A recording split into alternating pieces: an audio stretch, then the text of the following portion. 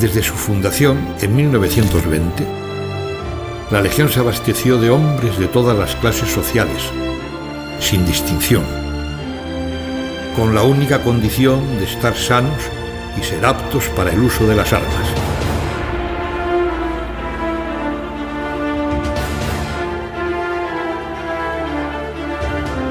Todos hombres que, por una u otra causa, buscaban una vida distinta, una vida de acción y aventuras o una nueva oportunidad. Sin duda, eso lo encontraron.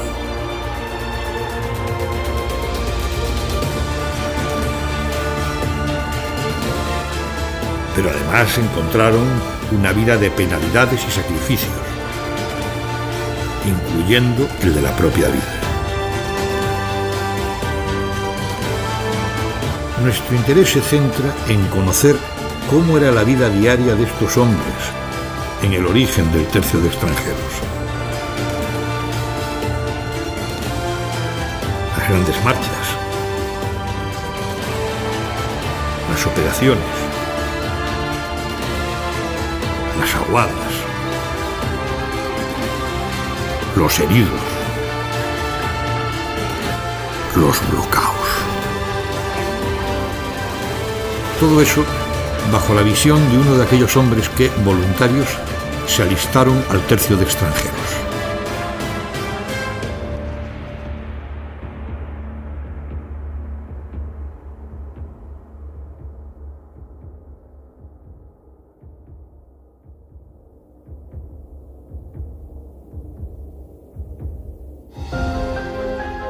Carlos Espresati de la Vega nació en San Roque, provincia de Cádiz, el 8 de marzo de 1888.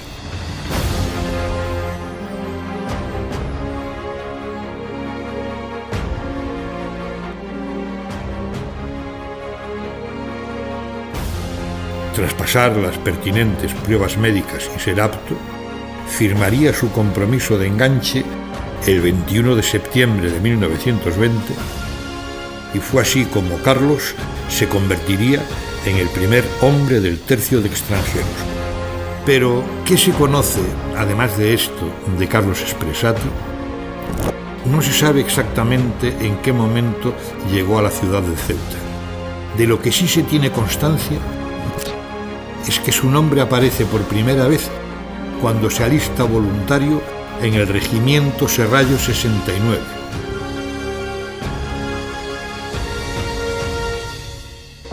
El día 18 de diciembre de 1907 fui destinado a la tercera compañía del segundo batallón del Regimiento Serrallo 69, quedando de guarnición e instrucción en Ceuta. En agosto de 1908 fui ascendido a cabo de infantería. El 18 de diciembre de 1910 solicité el reenganche y firmé por 3 años más. Mi vida hasta 1912 transcurrió en Trenador y Melilla. Se le concede la Cruz de Plata con distintivo rojo por las acciones en las inmediaciones de la plaza de Melilla. El cabo Espresati es ascendido por antigüedad a sargento de infantería del Regimiento Serrallo 69. En septiembre de 1917 solicita la libertad, siéndole concedida el 18 de diciembre de este año y fijando su residencia en Ceuta. En la actualidad, Carlos Espresati ya es reconocido oficialmente por la Legión como el primer caballero legionario en alistarse en las filas del Tercio. Se alistó en el cuartel del Rey. El expediente personal de Carlos contiene una hoja de servicios impresionante. El 7 de octubre se empieza a organizar en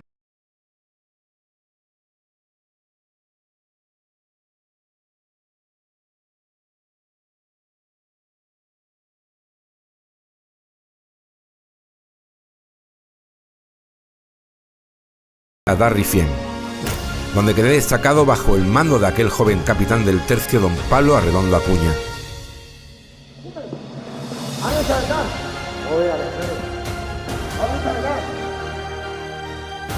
Así, el 1 de octubre de 1920 se incorporó a la Legión la primera compañía de la primera bandera, mi compañía.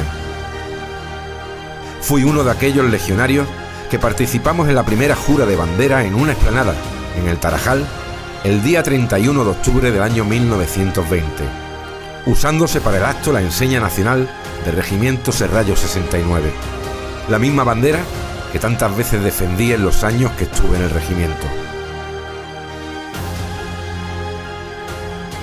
Sin haber alcanzado aún los 2 meses de preparación, llega al campamento de la Legión en Darrifien la orden de partir hacia Ouadlaou. La unidad sabe que va a entrar en combate. Así, nos vimos involucrados en las primeras operaciones serias. Y unos meses después, a comienzos de 1921, el día 7 de enero, llegó al campamento la mala noticia. Había caído en combate un legionario. Es el primer caído de la Legión, y no va a ser el último. La historia cuenta que, al poco de llegar a la Legión, recibe una carta donde se le comunica que su amada había fallecido. Recibe la noticia con un zarpazo en el corazón.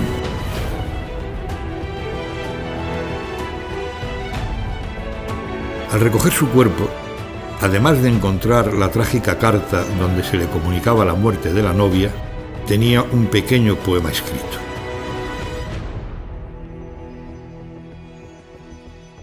No tardó su bella y romántica historia en darse a conocer, y esta inspiró al escritor Fidel Prado para crear la letra de la canción a la cual puso música Juan Costa. En un principio, el ritmo de la canción era el de un cuplé, y como tal sería interpretada por primera vez por Lola Montes en el teatro. En una de las funciones estaba presente la duquesa de la Victoria, encargada de dirigir los hospitales de la Cruz Roja en Marruecos. Al conocer Millán Astray la canción, no dudó en adaptarla para sus bravos hombres. Desde entonces, El novio de la muerte quedó como himno oficioso de la Legión, con la única variación de la música que se adaptó a ritmos más marciales.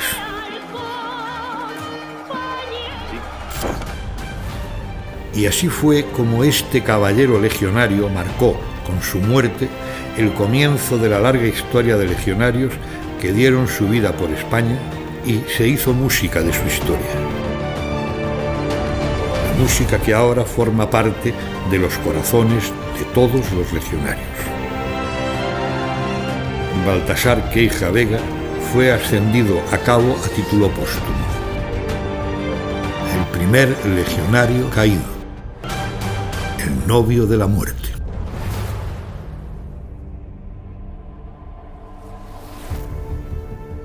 En aquellos meses los ataques se recrudecieron y las bajas aumentaban día a día. El 18 de abril salimos formando parte de la columna mandada por el coronel de la Mejala, don Alberto Castro Girona, para Caseras hasta Tarja, donde se estableció una nueva posición, saliendo al día siguiente para ocupar la posición de Mequinez.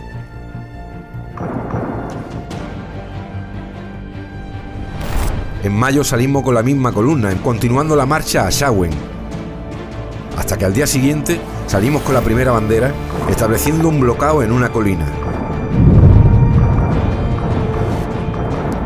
En junio, marchamos con la primera bandera al Zoco de Arbat, asistiendo los días 25, 27 y 29 con la misma columna a la toma de Ait Gaba Salah y Muñoz Crespo respectivamente. El 29 de junio es una vez más herido de gravedad el capitán de la primera compañía de la primera bandera, don Pablo Arredondo. Recibió 3 heridas graves en los combates para la ocupación de Ait Gaba Salah. Herido en el suelo, ordena a sus hombres que no lo recojan y continúen el asalto.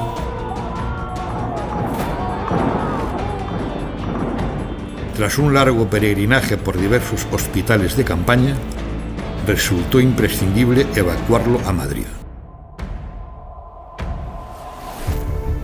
Carlos Espresati fue ascendido a legionario de primera con fecha de 19 de junio. El 1 de julio del mismo año 1921 salimos para Ben Arroch, el Fondak Ay Yedida. Asistí a la toma de Bab el Doresh, hasta que el 22 de julio se da la orden de partir de urgencia. Algo había pasado en Melilla. Comenzamos la marcha desde Rob Bagozal hasta Ceuta.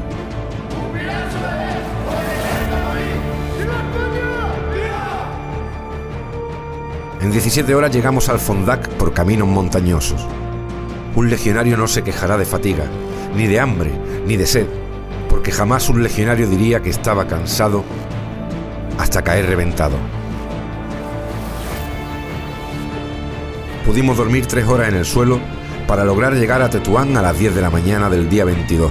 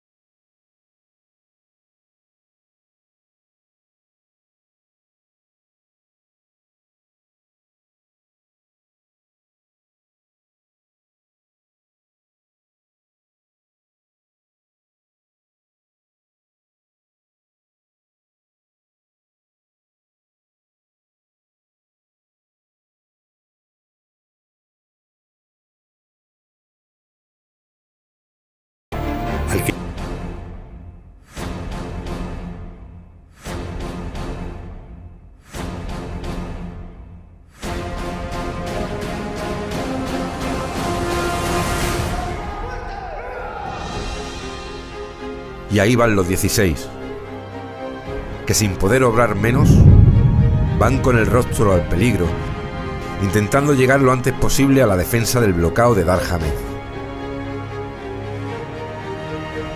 Sobre las 6:30 de la tarde, llegaron a las proximidades del Blocao el cabo interino Suceso Terrero López y 15 legionarios de segunda. Todos ellos pertenecientes a la primera bandera. Mi bandera, que como siempre éramos los primeros en entrar en combate y los últimos en salir. Eso, si salía alguien.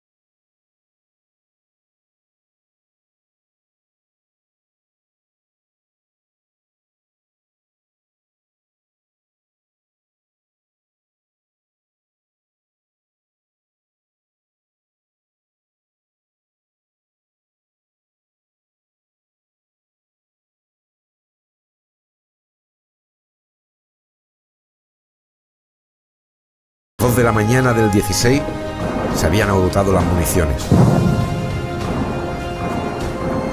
haciendo fuego solo 5 o 6 hombres útiles con los cartuchos desperdigados que encontraban a mano por el suelo.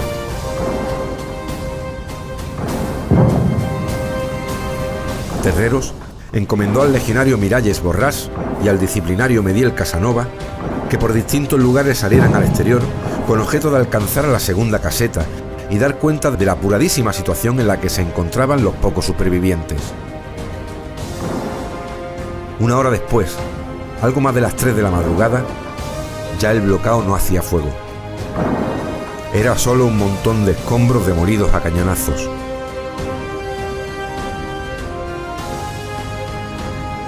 Entonces los rifeños se acercaron a las alambradas, derribándolas.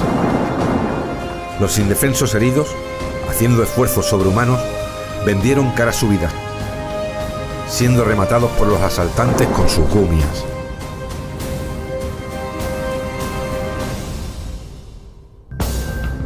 A las 4:30 de la mañana, extenuado y herido, el legionario Miralles llegó a la segunda caseta. Y media hora más tarde se presentaba el disciplinario Marcelino Mediel Casanova, herido, con las ropas destrozadas, sin armamento ni correajes. El sargento don Ruperto Valle Donaire pudo ver entre sus escombros los cadáveres de los 15 legionarios.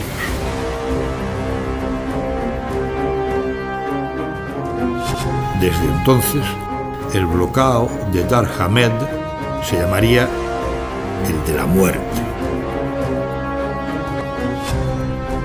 Por esta gesta, el cabo Suceso Terrero López y los 14 legionarios que cayeron ese día son considerados héroes dentro de la Legión Española.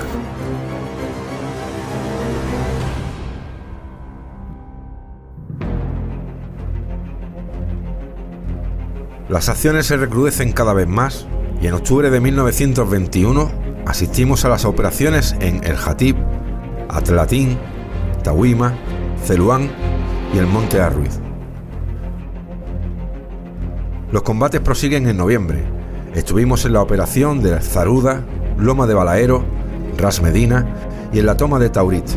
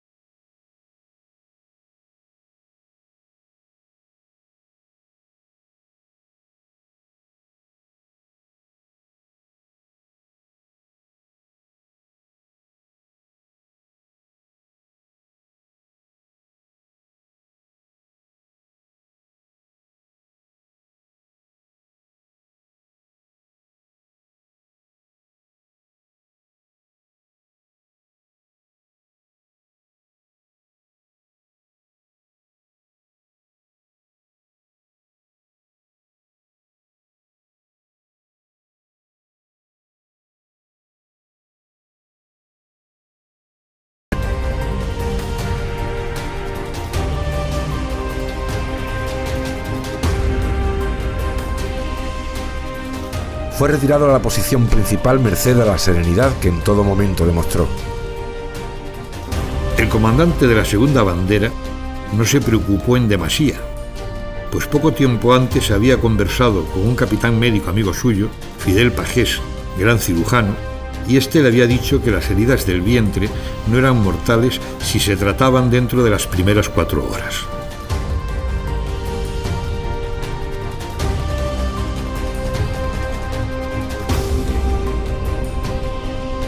En el campamento se encontraba otro doctor, que lleno de dolor y desesperación, no tenía ni agua con que desinfectar la herida o para lavarse las manos antes de intervenir en ella.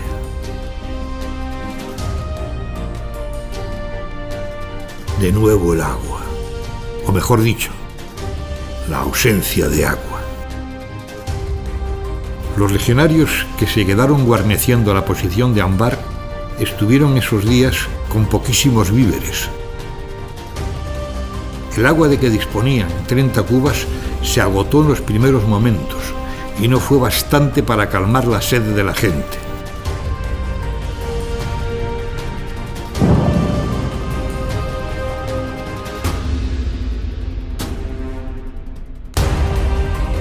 Y tras pasar el tiempo marcado, Fontanes ya sabía que iba a morir.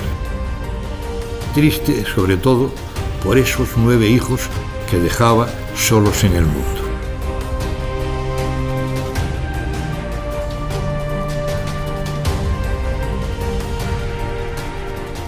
Ya de madrugada, dijo sus últimas palabras.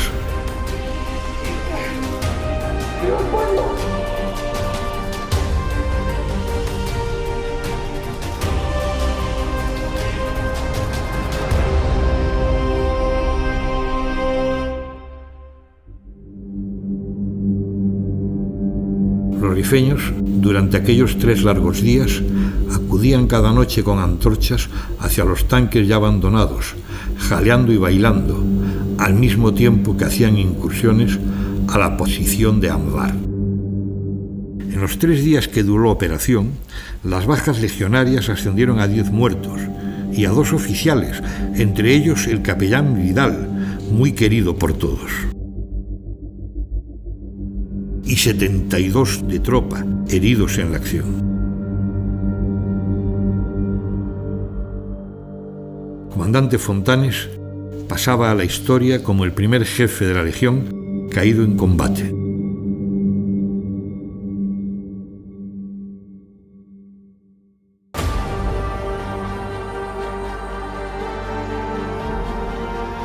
En el mes de abril asistimos al establecimiento del bloqueo de Cir y Cergut, la toma de Chemorra, implantando un bloqueo en la carretera que va desde el Dras a Batel.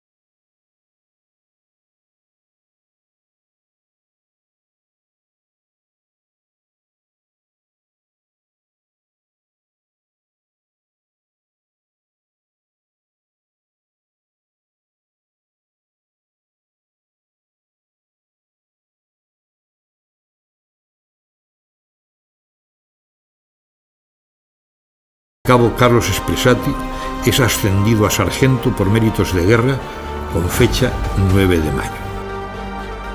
El 10 de agosto, el ya sargento Carlos Espresati embarcó de Melilla a Ceuta, siendo destinado como instructor del personal de la Sexta Bandera, pasando seguidamente a dar rifle. El día 11 de agosto se incorpora a la 22 Compañía de la Sexta Bandera. Por real orden se le concede la Cruz de Plata al mérito militar con distintivo rojo.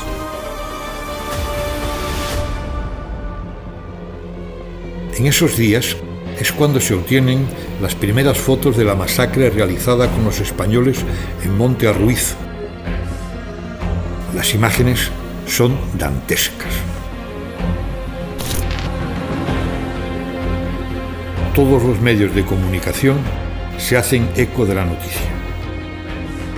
España, por primera vez, tiene constancia del resultado de aquella carnicería.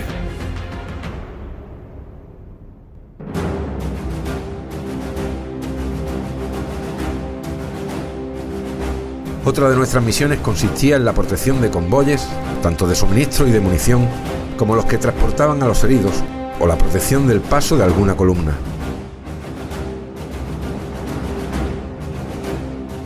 El día 6 de febrero salimos para el Zoco Arba, Xagüen y el día 9 protegimos un convoy a García Uria. En mayo salimos para la posición de Solano, donde entablamos fuego con el enemigo al proteger un convoy, regresando del Tefersit, donde quedé hasta el día 22 de mayo, que regresé a García Uría.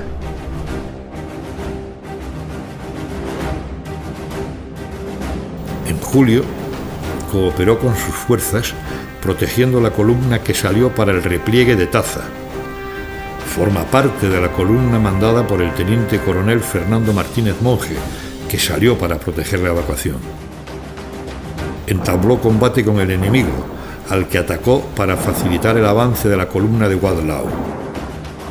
Durante el mes de septiembre, asistió el día 1 a repeler la agresión de que fue objeto la posición de Tagelsit. Después de duros combates, se evacuó la posición de Tagelsit, llegando a Schauen, y quedé de servicio de campaña. Días después, luchando cuerpo a cuerpo y a muy corta distancia, iniciamos el ataque a Cal Abajo, donde se hallaba fuertemente atrincherado el enemigo, con los que sostuvimos un intenso tiroteo. Tras el combate, recogimos gran cantidad de armas y munición. Una vez despejada la posición, entró el convoy en Cala.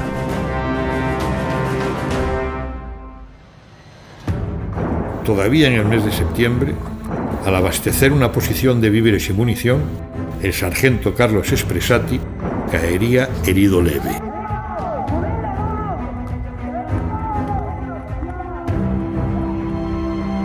En octubre, Carlos Espresati atacó heroicamente con su sexta bandera a la Jarca de Arras, asaltando nuevamente el bloqueo de Cala a la bayoneta.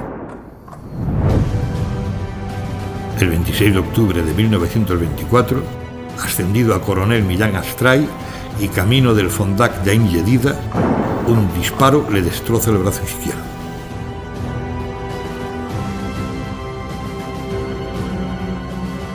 En el mes de noviembre, el día 17, se lleva a cabo la operación de Schauen. La columna llega a Darjoba. El día 18, y formando parte de la columna del general Serrano, el sargento Espresati, con la sexta bandera, continuó el repliegue hasta Xeruta, estableciéndose en las faldas de la posición, interviniendo el 19 de noviembre en el repliegue de la columna del general Serrano desde Xeruta hasta Zoco el Arbaa.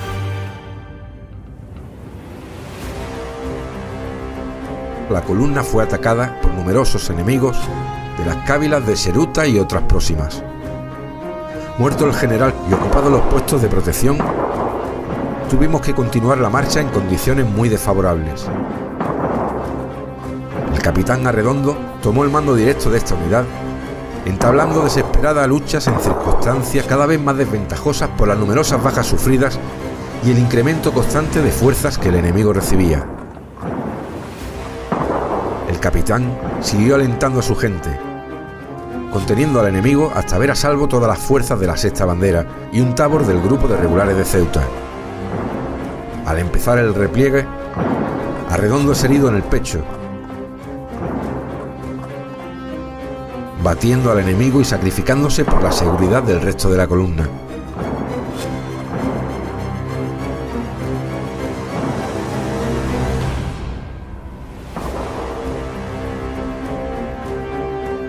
Cercada su compañía, defienden todos caras sus vidas.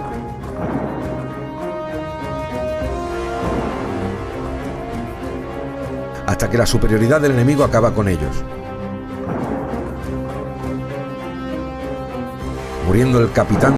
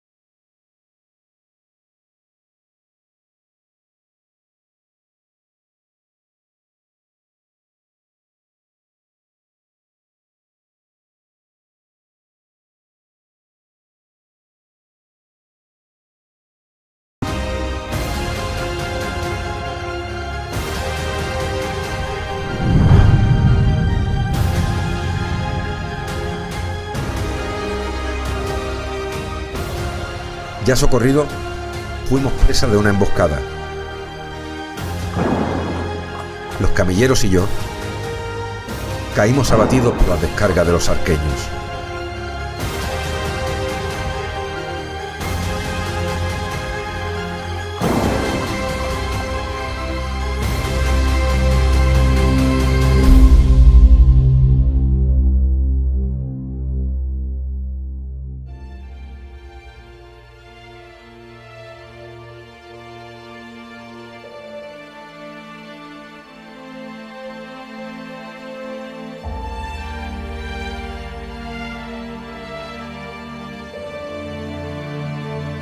Al final lograron conquistar el Malmusi, pero con la pérdida de 54 hombres, 2 desaparecidos y 197 heridos.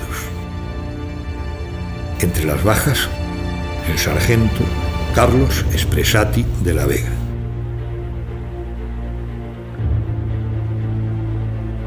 En poco tiempo se lograría la pacificación del protectorado español. Estos héroes anónimos fueron una parte fundamental de este objetivo. Se sacrificaron y dieron su vida al servicio de una bandera.